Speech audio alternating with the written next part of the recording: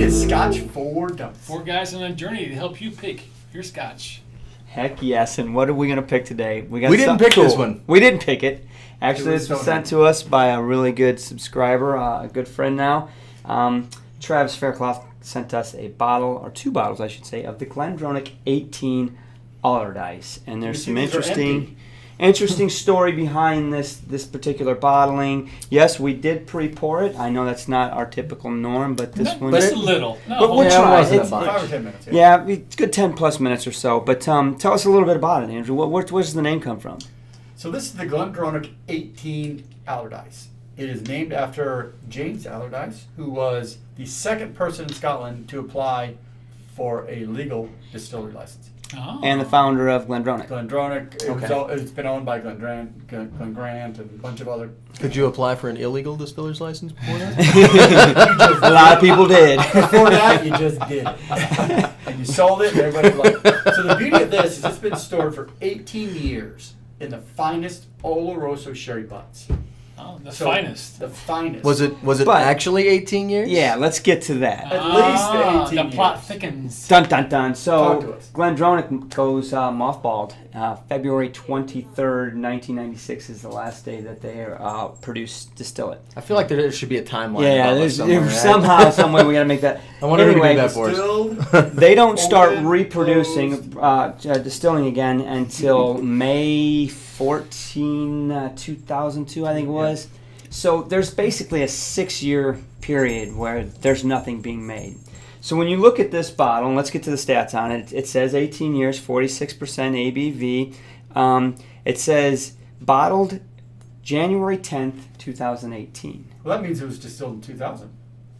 They were mothballed. What? Right. So, dun dun dun, there's your plot thickens. So you know this bottle was distilled prior to February 24th, 1996, which really makes it at least 22 years old.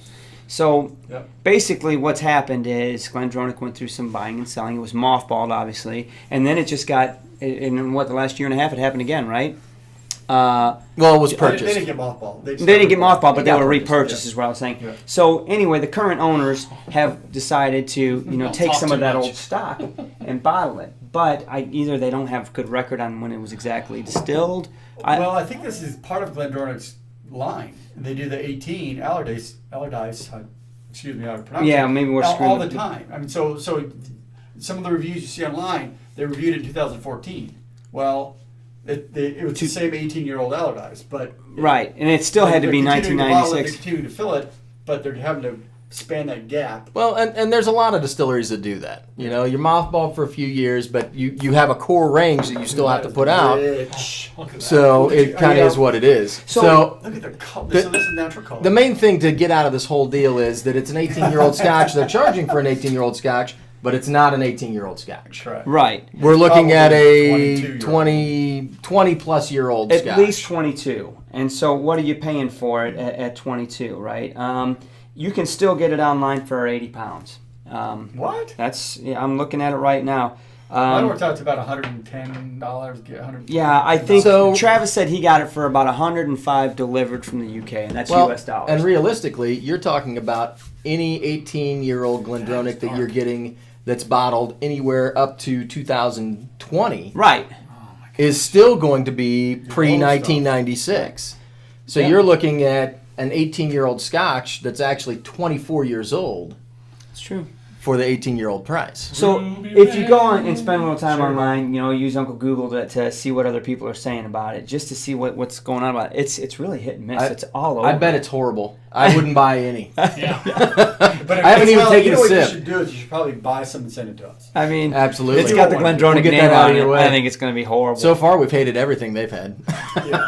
46 ABV, right? Yep. So I don't have There's no alcohol. no alcohol on the nose No. whatsoever. I can tell you the Well, it's color is sherry. amazing. And it is natural color. So this is all from the sherry right here. Yep. Definitely got the ruby sherry redness of it. I mean, it's just A fruits. wee bit of I get a hint of sulfur. alcohol. I get a hint of sulfur. Yeah, maybe just a hint. Yeah.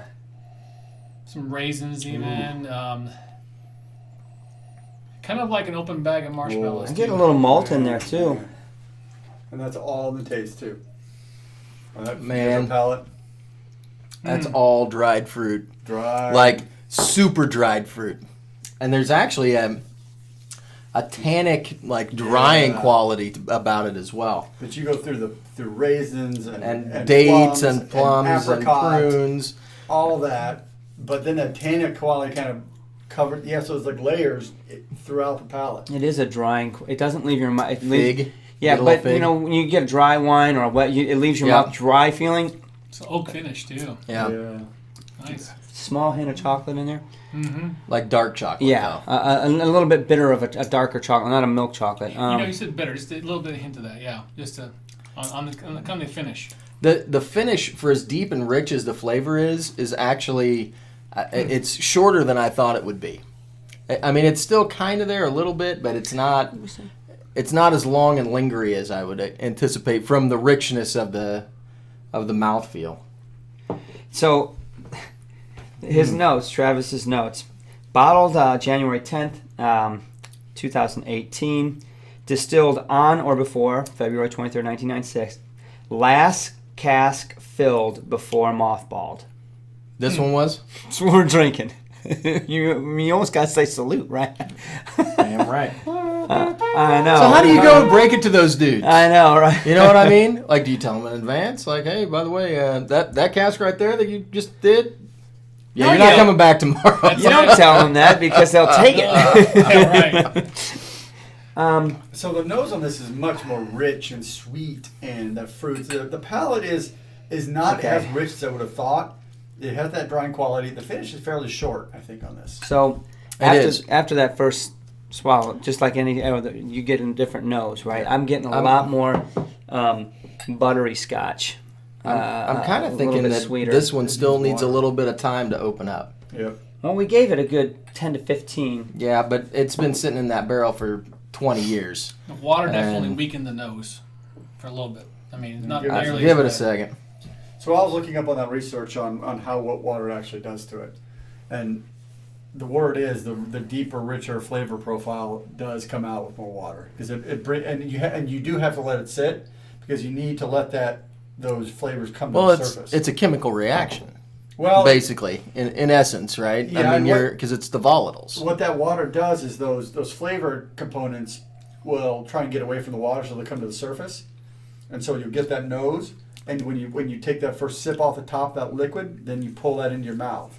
And so you do want to give it a second, swirl it around, get it all mixed, and then let it sit and let those flavors separate out. That's why when we put water, the nose goes away, but then it comes back. I love the color of it. Yeah. But then again, Glendronach's colors never disappoint, right? I mean, they're always just deep.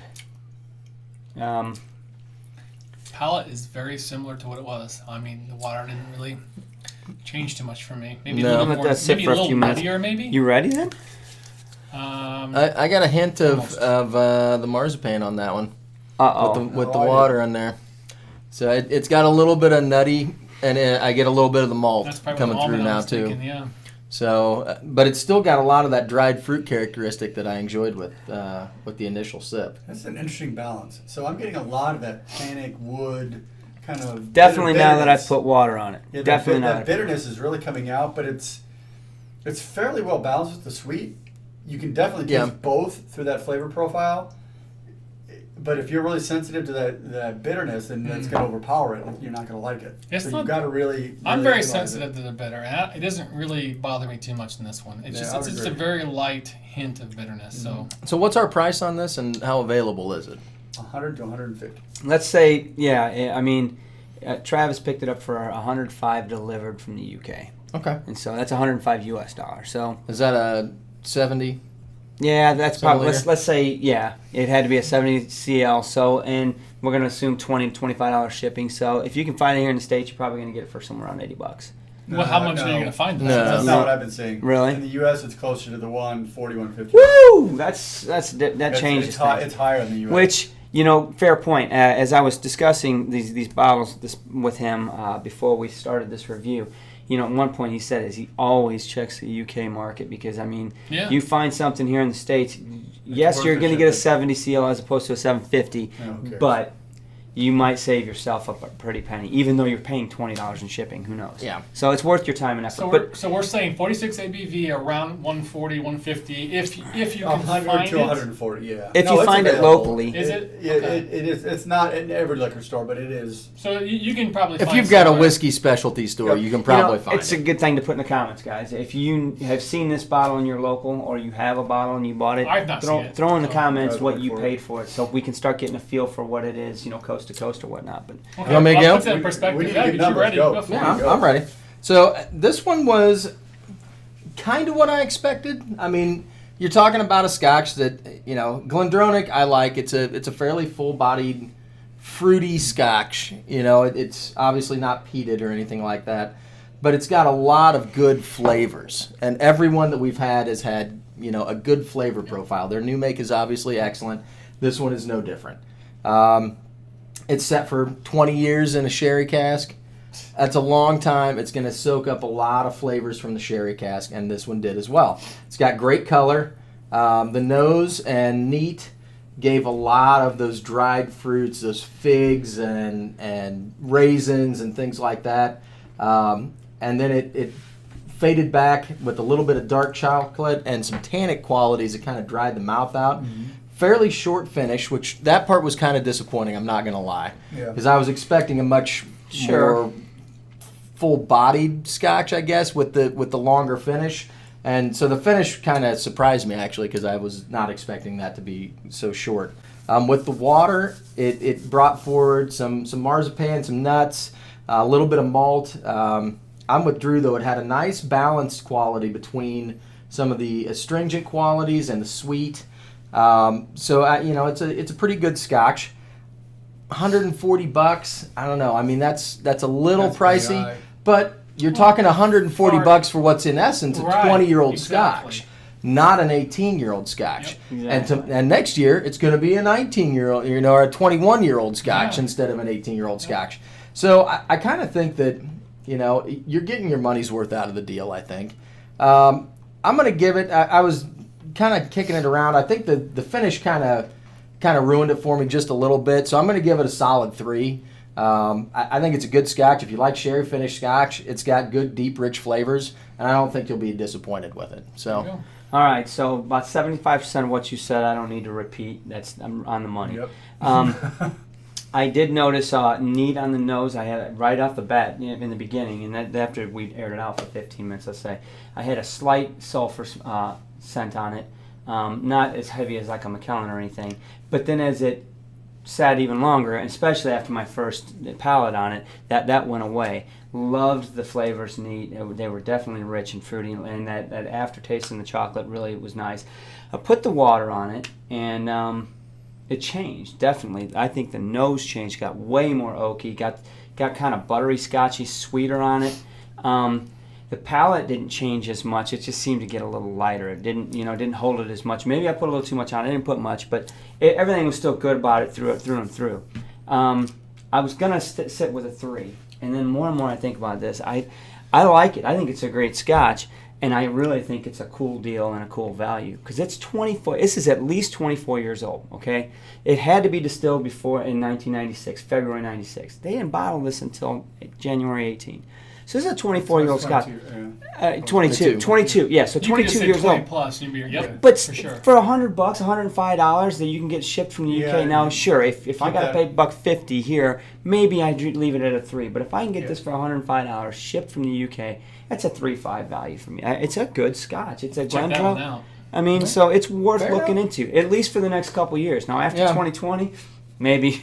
So you're going Yeah, 3.5? well, yeah. I'm going 3.5 on this. I'm Alright. gonna stick with it. So the key, yes. What I'll add is that finish, as I sat here and let you guys talk, I was letting the finish kind of develop in my mouth, and it really converted into that tannic, bitter finish. Kind of converted into that a really dark chocolate, like an 85% dark chocolate, and that finish, and it continued to linger. And so that really dark chocolate finish really kind of brought it up for me. That was, the sweetness fades out. It kind of fades into that bitter dark chocolate, almost a bittersweet chocolate, and then it kind of rounds out as a longer chocolatey finish. I actually really enjoy that. For a non-peated Scotch, this kind of is in my wheelhouse. It's those deeper fruits. It's true. the dark That's a good chocolate. point. It's the rich flavor. This is not a light Scotch. This is not something you drink, on a hot summer day. No. Because this has the depth of flavor that I think is more. I'm between a 3 and a 3.5. I was originally going with a 3, and I'm probably going to stay with a 3. Okay. This is a good Scotch. $100 is definitely a value. $140, not. I would maybe not go for that. But if you get this bottle for $105 delivered, yeah.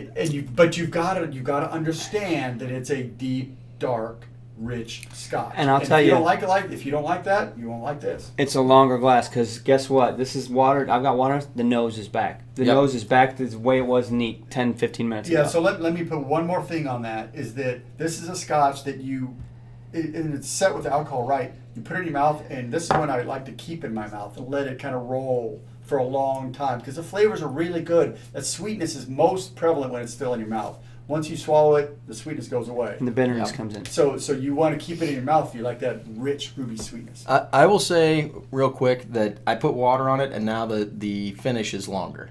Yeah. And I'm getting black tea. That's my finish now is black I tea. can get that.